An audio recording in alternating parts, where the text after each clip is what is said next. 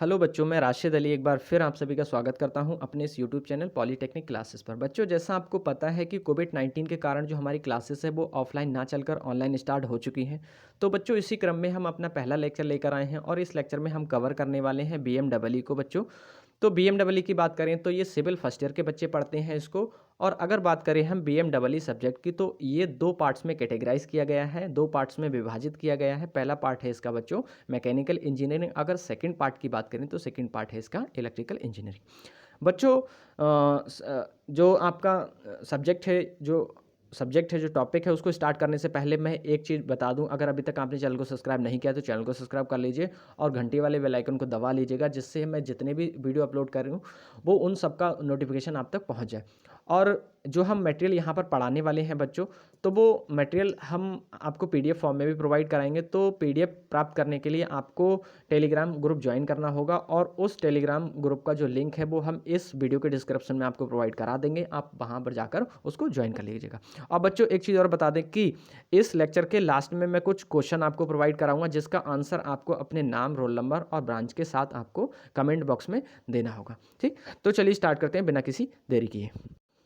बच्चों, स्टार्ट करने से पहले एक छोटा सा आपका जो सिलेबस है उसको एक बार देख लेते हैं। बच्चों, अगर हम सिलेबस की बात करें तो पहले चैप्टर में हम पढ़ेंगे overview of DC circuit. DC circuit के बारे में पढ़ेंगे हम। यहाँ पर आपका जो करंट है उसको देखेंगे, ईएमएफ को देखेंगे, पोटेंशियल डिफरेंस को देखेंगे, ओम्स लॉ को देखेंगे बच्चों। और जो फैक्टर अफेक्ट करते हैं रेजिस्टेंस और कैपेसिटेंस को उसको देखेंगे। और सिंपल जो न्यूमेरिकल होते हैं उस पर जो प्रॉब्लम्स होती हैं उसको हम सॉल्व करेंगे पैरेलल और सीरीज कनेक्शन पर। साथ के साथ बच्चों हम देखेंगे application of KCL, KBL, Kirchhoff current law और किरचॉफ वोल्टेज लॉ। यहाँ पर हम इस पर न्यूमेरिकल भी देख लेंगे बच्चों, और delta star to delta connection भी यहाँ पर हम कवर कर लेंगे बच्चों। अगर हम सेकंड चैप्टर की बात करें तो सेकंड चैप्टर में हम देखेंगे डीसी सर्किट थ्योरम्स। अगर बच्चों थ्योरम्स की बात करें तो इस थ्योरम में या फिर इस चैप्टर में हम सुपरपोजिशन थ्योरम पढ़ेंगे, मैक्सिमम पावर ट्रांसफर थ्योरम पढ़ेंगे, थेवेनिन्स थ्योरम पढ़ेंगे, नॉर्टन्स थ्योरम पढ़ेंगे। और इस पर बेस जो सिंपल न्यूमेरिकल है उसको देखेंगे। अगर थर्ड चैप्टर की बात करें बच्चों तो यहाँ पर वोल्टेज और करंट सोर्स देखेंगे। वोल्टेज और करंट सोर्स का जो प्रैक्टिकल और जो आइडियल है रिप्रेजेंटेशन है, जो उसका सिंबल है उसको देखेंगे, और उसके जो कैरेक्टरिस्टिक्स है उसको भी हम एक बार देख लेंगे। अगर हम फोर्थ चैप्टर की बात कहें बच्चों, जो आपका बहुत इंपॉर्टेंट चैप्टर है इलेक्ट्रोमैग्नेटिक इंडक्शन। अगर इलेक्ट्रोमैग्नेटिक इंडक्शन की बात करें तो यहाँ पर हम छोटा सा कॉन्सेप्ट देखेंगे, जो हमारा है इलेक्ट्रिक करंट कैसे यहाँ पर उत्पन्न होने वाली है, कैसे हमारा एमएमएफ बन रहा है, कैसे हमारा फ्लक्स लिंकेज हो रहा है, कैसा हमारा रिलेक्टेंस है, परमिएबिलिटी क्या है, ये सारी चीज़ें हम इसमें पढ़ने वाले हैं। साथ के साथ हम यहाँ पर Faraday's law of electromagnetic induction देखेंगे बच्चों। यहीं पर हम सेल्फ इंड्यूस्ड ईएमएफ और म्यूचुअल इंड्यूस्ड ईएमएफ देखेंगे। ठीक, छोटा सा कॉन्सेप्ट एक और देखेंगे यहाँ पर हम आरएलसी सीरीज, जो सीरीज और पैरेलल है, जिसमें जो हमारा इंडक्टर और कैपेसिटर जो एनर्जी को स्टोर करता है उसको देखेंगे। साथ के साथ हम नेक्स्ट चैप्टर को पढ़ेंगे जो है आपका बैटरी। बैटरी में हम देखेंगे प्राइमरी और सेकेंडरी बैटरी क्या है, हम इसके एप्लीकेशन पढ़ेंगे, बैटरी के वर्किंग प्रिंसिपल पढ़ेंगे, और टाइप्स ऑफ बैटरीज पढ़ेंगे, कौन कौन सी प्रकार की बैटरियां होती हैं। बच्चों, नेक्स्ट चैप्टर की बात करें तो नेक्स्ट चैप्टर है आपका एसी फंडामेंटल्स। एसी फंडामेंटल्स में हम यहाँ पर देखेंगे अल्टरनेटिंग क्वांटिटी देखेंगे, एसी डीसी में डिफरेंस देखेंगे, साइकिल्स का कॉन्सेप्ट देखेंगे, फ्रीक्वेंसी का कॉन्सेप्ट देखेंगे, और टाइम पीरियड देखेंगे बच्चों, और एम्पलीट्यूड देखेंगे। साथ के साथ हम यहाँ पर instantaneous value, average value, RMS value, maximum value, peak factor, form factor, ये भी देखेंगे। रिप्रेजेंटेशन ऑफ साइनसॉइडल क्वांटिटी देखेंगे बच्चों, इसका फेजर डायग्राम भी देखने वाले हैं हम। और अगर बात करें हम यहाँ पर तो इसके इन सारे जो कॉन्सेप्ट हैं उन पर बेस न्यूमेरिकल देखेंगे। और इसी में हम एक चीज़ और देखेंगे कि हमारा प्योर इंडक्टिव सर्किट कैसे बन रहा है, प्योर कैपेसिटिव सर्किट कैसे बन रहा है, प्योर रजिस्टिव सर्किट कैसे फॉर्म हो रहा है, और क्या उसके वेव फॉर्म है, क्या उसकी जो फेजर डायग्राम है वो है। साथ के साथ हम देखेंगे नेक्स्ट चैप्टर हम पढ़ने वाले हैं बच्चों एसी सर्किट्स। एसी सर्किट काफ़ी आपका बड़ा चैप्टर है, तो इसमें हम जो कैपेसिटेंस है, इंडक्टेंस है, रजिस्टेंस है उसको देखेंगे, और हम उनको कैसे सीरीज और पैरेलल में कनेक्ट करेंगे बच्चों। यहीं पर हम देखेंगे आरएलसी को कैसे हम कनेक्ट करेंगे, कैसे वहाँ पर हमारा जो पावर फैक्टर उसको निकालेंगे, एक्टिव पावर क्या है, पैसिव पावर क्या है बच्चों, ये सारी चीज़ें हम यहाँ पर देखने वाले हैं। नेक्स्ट अगर लास्ट चैप्टर की बात करें बच्चों तो लास्ट चैप्टर में हम देखने वाले हैं various types of power plant. Power plant में हम यहाँ पर डिस्कस करेंगे कि कौन कौन से हमारे पावर प्लांट होते हैं। तो बच्चों अगर बात करें पावर प्लांट की तो थर्मल पावर प्लांट हो गया, हाइड्रो पावर प्लांट हो गया, जियो थर्मल पावर प्लांट हो गया, सोलर पावर प्लांट हो गया, विंड पावर प्लांट हो गया, टाइडल पावर प्लांट हो गया। ये सारे पावर प्लांट हम देखने वाले हैं बच्चों। और साथ के साथ हम डीजल और जो पेट्रोल इंजन और डीजल इंजन है जो, उसको भी देखने वाले हैं कि कैसे हम वहाँ पर विद्युत की जो जनरेशन है उसको कैसे करा पा रहे हैं। तो चलिए स्टार्ट करते हैं बच्चों आज का सेशन। बच्चों टॉपिक स्टार्ट करने से पहले इलेक्ट्रिक जो आपका पहला टॉपिक है, पहले चैप्टर का पहला टॉपिक है विद्युत धारा। अगर हम विद्युत धारा की बात करें, इलेक्ट्रिक करंट की बात करें, तो इलेक्ट्रिक करंट पढ़ने से पहले दो छोटे छोटे कॉन्सेप्ट आपको पढ़ना होगा। पहला अगर बात कहें तो आपको पता होना चाहिए कि कंडक्टर कौन से पदार्थ होते हैं और इंसुलेटर कौन से पदार्थ होते हैं। या फिर अगर कंडक्टिंग मटेरियल की बात करें और इंसुलेटिंग मटेरियल की बात करें तो आपको पता होना चाहिए कि किसको हम कंडक्टिंग मटेरियल बोलते हैं और किसको इंसुलेटिंग बोलते हैं और किसके बिहाफ पर बोला जाता है इनको। ठीक, तो चलिए देखते हैं हम कि कंडक्टिंग मटेरियल कौन से हैं और इंसुलेटिंग मटेरियल हमारे कौन से हैं। अगर फ्रेंड्स कंडक्टर की बात करें, अगर बच्चों कंडक्टर की बात करें तो कंडक्टर का मतलब होता है, अगर हम बात करें कि हमने कंडक्टर कैसे उसको बताया कि कंडक्टर है, तो कंडक्टर का मतलब होता है कि ऐसा मटेरियल जिसमें फ्री ऑफ इलेक्ट्रॉन, जो मुक्त इलेक्ट्रॉन है उनकी प्रवाह, उनकी जो संख्या है वो बहुत ज़्यादा उपस्थित हो, तो उस टाइप के जो मटेरियल हैं, जो पदार्थ हैं, उसको आप बोल दोगे ये कंडक्टर है। अगर हम इंसुलेटर की बात करें तो सिंपल, जिसमें फ्री ऑफ इलेक्ट्रॉन उपस्थित ना हो और जिसमें अगर हो भी तो बहुत कम मात्रा में हो या बिल्कुल ज़ीरो के अप्रॉक्स हो, तो ऐसे पदार्थों को हम बोल देंगे, ऐसे मटेरियल को बोल देंगे बच्चों कि ये हमारे इंसुलेटिंग पदार्थ हैं। तो ये तो थे इंसुलेटर और कंडक्टिंग मटेरियल हैं क्या।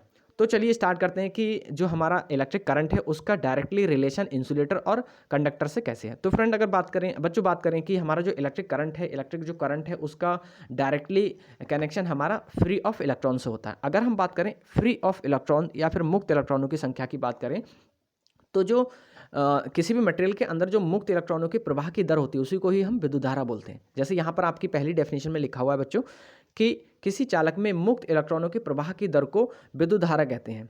बिल्कुल सही बात है बच्चों कि अगर हम बात करें इलेक्ट्रिक करंट की, तो इलेक्ट्रिक करंट होता है हमारा rate of flow of charge. अगर हम rate of flow of charge की बात कहें तो जो हमारा rate of flow of charge है उसी को हमने बोल दिया करंट। अगर बच्चों नेक्स्ट इसके आगे जस्ट देखें तो आगे आप देख पा रहे हैं कि अतः किसी चालक में उपस्थित इलेक्ट्रॉनों की मात्रा प्रवाहित होने वाली धारा एवं समय के गुणनफल के बराबर होती है। बिल्कुल सही बात है। अगर इलेक्ट्रॉनों की संख्या की बात, मात्रा की बात करें, किसी चालक में उपस्थित इलेक्ट्रॉनों की मात्रा, अगर मात्रा की बात करें बच्चों कि उसमें कितने इलेक्ट्रॉन उपस्थित हैं, तो वो हमारा बताएगा समय और धारा का गुणनफल। ठीक, अगर बात करें कि हमारा जो रिप्रेजेंटेशन है विद्युत धारा का, तो रिप्रेजेंटेशन क्या होगा, तो विद्युत धारा को आप आई से डिनोट करोगे, रिप्रेजेंट करोगे और इसका जो मात्रक है वो बच्चों एम्पियर होने वाला है। अगर हम बात करें करंट की, तो करंट को आप किस फॉर्मूले से डिफाइन करते हो बच्चों, Q बराबर IT होता है और इस वाली जो लाइन है यहाँ पर उसी फॉर्मूले को ड्राइव करके ये डेफिनेशन बनाई गई है। Q बराबर, अगर हम IT की बात करें बच्चों, तो जो हमारा धारा और जो हमारी धारा और समय का जो गुणनफल है उसी को आपने इलेक्ट्रॉनों का नंबर ऑफ इलेक्ट्रॉन्स बोल दिया कि कितने यहाँ पर इलेक्ट्रॉन है या फिर कितना कुलाम यहाँ पर आवेश उपस्थित है। बच्चों अगर नेक्स्ट पॉइंट की बात करें, सेकंड पॉइंट की बात करें, तो सेकंड पॉइंट में आप देख पा रहे हैं कि यहाँ पर यदि किसी विद्युत धारा के एक बिंदु से एक सेकंड में प्रवाहित होने वाले इलेक्ट्रॉनों की संख्या या फिर प्रवाहित होने वाले इलेक्ट्रॉन कितनी मात्रा में है, इलेक्ट्रॉन है 6.24 × 10⁻18 इलेक्ट्रॉन प्रवाहित हो रहे हों तो विद्युत धारा का मान 1 एम्पियर होगा। आवेश का मात्रक कूलाम होता है तथा इसको Q से रिप्रेजेंट करते हैं, प्रतीक इसका Q है। बच्चों अगर इस वाले पॉइंट की बात करें तो यहाँ पर भी आपका जो ड्राइव की गई है, कौन सा फॉर्मूला ड्राइव किया गया है, तो ये फॉर्मूला ड्राइव किया गया है N बराबर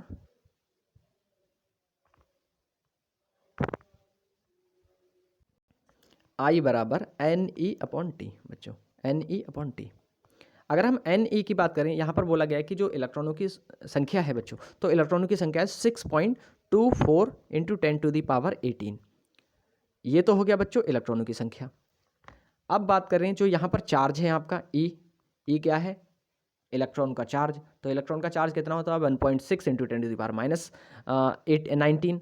तो 1.6 × 10⁻19 बच्चों, इसकी यहाँ N वाली वैल्यू और E वाली वैल्यू की मल्टीप्लाई करेंगे तो आएगा 0.998 अप्रॉक्स 1 के करीब आने वाला है। तो बच्चों जो हमारा करंट की वैल्यू हो गई वो 1 एम्पियर हो गई, जो यहाँ पर आपको सामने दिख रहा है, लिखा हुआ है 1 एम्पियर हो गई, ये है। ठीक, बच्चों अगर बात करें हम इसको, ये जो हमारा लेक्चर है वो बाइलैंग्वेज होने वाला है, दोनों लैंग्वेज में होगा हमारा, हिंदी और इंग्लिश में दोनों में। अगर हिंदी की बात इंग्लिश की बात करें बच्चों, तो इंग्लिश में आप इसको कैसे रिप्रेजेंट करोगे? It is defined as the rate of transfer of electric charge through a specified area with respect to time. अगर किसी भी स्पेसिफाइड एरियाज के अंदर से एक समय के साथ जो चार्ज ट्रांसफ़र हो रहा है एक जगह से दूसरी जगह, तो हम बोल देंगे कि उस चालक उस पर्टिकुलर वायर में या उस पर्टिकुलर चार्ज तार में आपका करंट फ्लो हो रहा है। ठीक, नेक्स्ट की बात करें बच्चों, तो नेक्स्ट क्या है आपका, देख लीजिए। इलेक्ट्रिक करंट की बात करें तो इलेक्ट्रिक करंट क्या होता है, जैसे इससे पहले आप देख चुके कि जो हमारा इलेक्ट्रिक करंट है उसको आपने बोल दिया rate of flow of electrons, तो जो आवेश प्रवाह की दर है उसी को आपने विद्युत धारा कह दिया, और इसको आपने कैसे बता दिया, rate of flow of electrons. ठीक, नेक्स्ट की बात करें बच्चों कि नेक्स्ट लाइन में क्या है आपका, रिप्रेजेंटेशन ऑफ इलेक्ट्रिक करंट, तो आपने आई से इसको रिप्रेजेंट कर दिया। और अगर बात कहें हम इसकी यूनिट्स की, तो यूनिट हो गई इसकी एम्पियर। बच्चों अगर बात करें कि हमारा जो एक एम्पियर में कितने इलेक्ट्रॉन उपस्थित होते हैं, तो आपको अभी इससे पहले आप कैलकुलेट कर भी चुके हैं और सामने आपके लिखा हुआ भी है कि एक एम्पियर में आपके जो इलेक्ट्रॉन है वो 6.24 इंटू 10⁻18 इलेक्ट्रॉन उपस्थित होते हैं। बच्चों अगर नेक्स्ट फॉर्मूले की बात करें आवेश वाले की, ये जो आपका फॉर्मूला है वो क्या है, Q बराबर IT होता है, वहीं से ये निकाला गया है, आवेश बराबर धारा इंटू समय। बच्चों अगर इसी को हम एक आवेश यहीं पर मान लीजिए अगर आ जाए, अगर आपसे पूछने लगे कि एक गुलाम की परिभाषा दीजिए, तो बच्चों यहाँ से आप एक गुलाम की परिभाषा भी निकाल सकते हो। अगर आप इसको एक गुलाम की परिभाषा बताओ, तो आप कहोगे कि यदि किसी तार में, यदि किसी चालक तार में 1 एम्पीयर धारा प्रवाहित होने में 1 सेकंड का समय लगता है, तो उस चालक तार में 1 कूलाम आवेश उपस्थित होगा। ये इसकी डेफिनेशन हो गई। एक बार फिर बच्चों सुन लीजिए। अगर एक कूलाम की परिभाषा की बात कहें, तो एक कूलाम की परिभाषा आप कैसे बताओगे? यदि किसी चालक तार में 1 एम्पीयर की विद्युत धारा प्रवाहित होने में 1 सेकंड का समय लगता है, तो उस चालक में 1 कूलाम आवेश उपस्थित होगा। बच्चों अगर इसके फॉर्मूले की बात करें, तो आप लिख दोगे Q बराबर IT होता है, जो इससे पहले लिख चुके हैं, कई बार ये लिख चुके हैं इस वाले सेशन में, है ना।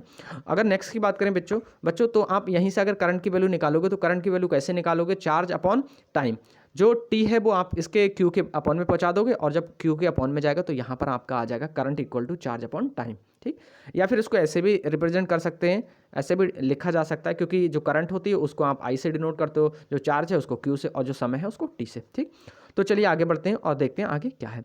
बच्चों ये तो था छोटा सा कॉन्सेप्ट। अब हम यहाँ पर कुछ न्यूमेरिकल हैं जो आपके इलेक्ट्रिकल करंट के बेस पर हैं, जो न्यूमेरिकल हैं उसको हम एक बार यहाँ पर सॉल्व करने वाले हैं। तो न्यूमेरिकल सॉल्व करने से पहले हमको इसके जो छोटे छोटे फॉर्मूले हैं उसको देखना है। बच्चों अगर बात करें सम इंपॉर्टेंट फार्मूलाज, तो पहला फार्मूला क्या है आपका, Q बराबर IT, जो इससे पहले आप देख चुके हो। Q बराबर IT हो गया बच्चों। सेकंड फार्मूले की बात करें तो है आपका Q बराबर NE। अगर हम इन दोनों के रिलेशन की बात कहें बच्चों, इन दोनों से रिलेशन निकालें या फिर इन दोनों को ड्राइव करें, तो हमारा थर्ड फार्मूला आ जाएगा बच्चों। यहाँ से जो ये जो Q की वैल्यू है ये दोनों में इक्वल हो गई, और आप अगर दोनों इक्वल कर दोगे तो यहाँ पर अगर आप दोनों की हेल्प से आप करंट की वैल्यू निकालोगे तो आ जाएगी I बराबर NE अपॉन T। ठीक, ये 3 फॉर्मूले हैं और बहुत इंपॉर्टेंट हैं ये बच्चों, इस पर न्यूमेरिकल आ जाता है। चलिए स्टार्ट करते हैं न्यूमेरिकल अब। तो पहला न्यूमेरिकल देख लीजिएगा। पहला न्यूमेरिकल क्या है? पहले न्यूमेरिकल में कहा गया है किसी चालक में 1 सेकंड में प्रवाहित होने वाले इलेक्ट्रॉनों की संख्या 6.24 इंटू 10⁻18 है, तो चालक तार में प्रवाहित होने वाली विद्युत धारा का मान ज्ञात कीजिए। अब आपको क्या करना है बच्चों, जो चार्ज है जो इलेक्ट्रॉनों की संख्या है वो आपको दे रखी है। कितनी है इलेक्ट्रॉनों की संख्या? n equal to 6.24 into 10⁻18 electron. अगर हम समय की बात करें बच्चों, तो 1 सेकंड की बात कही गई है कि 1 सेकंड में कितनी विद्युत धारा उत्पन्न होगी या फिर कितनी विद्युत धारा प्रवाहित होगी। तो 1 सेकंड होगा, T इक्वल टू 1 हो गया बच्चों, और n बराबर हो गया 6.4 इंटू 10⁻18। अगर हम यहाँ से I की वैल्यू फाइंड करें, तो बच्चों वी नो दैट, हम जानते हैं, क्या जानते हैं, यहाँ पर देख लीजिए। जो फॉर्मूला है वो इससे पहले जो आपको अभी बता दिया फॉर्मूला, I बराबर NE अपॉन T। अब यहाँ पर हमने क्या किया, n की वैल्यू पुट कर दी बच्चों, n की वैल्यू, और यहाँ पर n की वैल्यू 6.24 इंटू 10⁻18 पुट कर दिया। और जो E है, E की वैल्यू होती है, आपको पता है इलेक्ट्रॉन का ये चार्ज है, और इलेक्ट्रॉन पर चार्ज होता है 1.6 इंटू 10⁻19 कूलाम। तो ये हमने यहाँ पर बच्चों पुट कर दिया, और जब हम इसको पुट करेंगे, दोनों को जब हम कैलकुलेट करेंगे बच्चों, तो यहाँ हमारा कैलकुलेट होने के बाद यहाँ पर आप देख पा रहे हैं कि कितना आ चुका है। यहाँ पर हमारा आ गया 9.98 इंटू 10⁻⁻1। अब अगर ये जो -1 है बच्चों, ये क्या करेगा, इसके इससे आपका एक जो पॉइंट है वो आगे शिफ्ट हो जाएगा, और जब आगे शिफ्ट हो गया तो हो गया यहाँ पर आपका 0.998 एम्पियर या 1, क्योंकि ये नियर अबाउट 1 ही है बच्चों। तो ये था पहला न्यूमेरिकल। चलिए सेकंड न्यूमेरिकल इसका देखते हैं, और सेकंड न्यूमेरिकल में क्या पूछा गया है ये देखते हैं। बच्चों जो सेकंड न्यूमेरिकल है उसमें कहा गया है, यदि किसी चालक में 5 एम्पीयर की विद्युत धारा 2 मिनट तक प्रवाहित होती है तो चालक में प्रवाहित होने वाले इलेक्ट्रॉनों की संख्या क्या होगी। अब यहाँ उल्टा फिर बोल गया बच्चों, इससे पहले वाला जो न्यूमेरिकल था वहाँ पर आई की वैल्यू निकालना थी, और इसमें आपको एन की वैल्यू फाइंड करना है। तो यहाँ पर आई जो है, आई का मान है 5 एम्पीयर, और बोल रहा है 2 मिनट में, समय जो है वो आपका 2 मिनट में है बच्चों दे रखा है, और यहाँ पर आपको नंबर ऑफ इलेक्ट्रॉन्स निकालना है, फाइंड करना है। तो चलिए देखते हैं यहाँ पर कैसे इसको आप निकाल पाओगे। आई इक्वल टू है 5 एम्पियर, और जो समय है वो 2 मिनट है। 2 मिनट को आप सेकंड में चेंज करोगे, क्योंकि जितनी भी वैल्यूज़ हैं वो आपको एमकेएस पद्धति में ही यूज़ करना होगी। तो आपने 1 मिनट की वैल्यू रख दी 60, तो आप जब मिनट को सेकंड में चेंज करोगे तो 60 से इसकी मल्टीप्लाई करा ली, और आपके 2 मिनट में आ गए 120 सेकंड। 2 मिनट में 120 सेकंड आ गए, और आपने यहाँ पर निकालना है एन। तो बच्चों देख लेते हैं कि फिर कैसे करोगे। आपको पता है, वी नो दैट, क्या पता है आपको, देख लीजिए, N equal to I T upon E, N T upon I, sorry E, N equal to I T upon E. अगर हम यहाँ पर दोनों वैल्यू पुट कर दें बच्चों, यहाँ पर देख लीजिए एक बार हमने क्या किया, दोनों की वैल्यू पुट कर दी। आई की वैल्यू 5 एम्पियर है, इनटू जो टी की वैल्यू है वो 120 सेकेंड है, तो दोनों की वैल्यू हमने यहाँ पर पुट कर दी। और जो ई है, ई का मान होता है 1.6 इंटू 10⁻⁻19, दोनों की वैल्यू पुट कर दी। और यहाँ पर जब हम कैलकुलेट करेंगे बच्चों, तो यहाँ पर हमारा आ जाएगा 375 इंटू 10⁻19 इलेक्ट्रॉन। तो इतने इलेक्ट्रॉन यहाँ पर हमारे पास आ चुके हैं। फ्रेंड्स बच्चों नेक्स्ट क्वेश्चन अगर बात करें, थर्ड क्वेश्चन की बात करें, तो थर्ड क्वेश्चन ये आपका होमवर्क में है। और बच्चों अगर अभी तक आपने चैनल को सब्सक्राइब नहीं किया है और इसको शेयर नहीं किया है, तो सारे बच्चों को के थ्रू सारे बच्चों के साथ इसको शेयर कर दीजिए। और इस जो आपका लेक्चर है, जो आपका ये होमवर्क है, इस होमवर्क का, इस न्यूमेरिकल का आपको क्वेश्चन, इस क्वेश्चन का आपको आंसर सॉल्व करना है, और सॉल्व करने के बाद आपको कमेंट बॉक्स में इसका आंसर देना है बच्चों, ठीक। लेकिन एक चीज़ याद रखना, आप अपना नाम, अपने रोल नंबर, अपनी ब्रांच के साथ ही आप अपना यहाँ पर आंसर रिप्लाई करें, ठीक। तो बच्चों आशा करते हैं कि आपको अच्छा लगा होगा। और बच्चों अगर आपको पीडीएफ चाहिए तो आप टेलीग्राम ग्रुप को ज्वाइन कर लीजिएगा। इसका जो टेलीग्राम है उसका जो लिंक है वो हम इस वीडियो के डिस्क्रिप्शन में आपको प्रोवाइड करा देंगे, आप वहाँ से उसको ज्वाइन कर लीजिएगा। बच्चों कैसा लगा आपको ये बताइएगा। और अगर तो चलिए मिलते हैं हम नेक्स्ट लेक्चर में नेक्स्ट टॉपिक के साथ। Okay, bye bye, take care.